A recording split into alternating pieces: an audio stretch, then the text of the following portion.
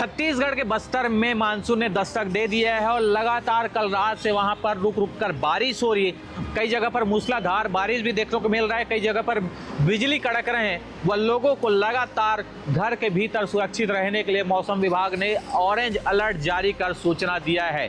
इसके बावजूद लगातार कई जगहों पर देखने को मिल रहा है कि बिजली कड़क रही है, आसमान से बादल गरज रहे हैं और तेज बारिश भी हो रही है। कांकेर जिले से एक ऐसा ही तस्वीर सामने आया है जहां पर बिजली एक पेड़ पर गिरा हुआ है और वहां पर तेज आग लग चुका है।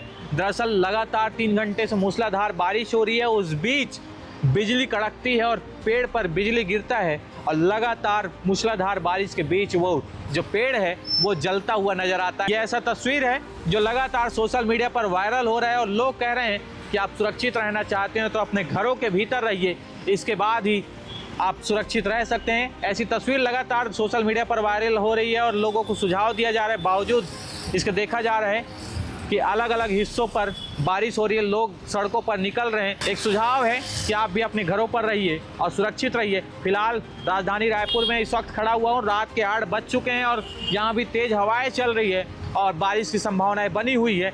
इस पूरी खबर पर आपकी क्या राय है, कमेंट करके जरूर बताइए। अब बने रहिए सीजी भास्कर के साथ।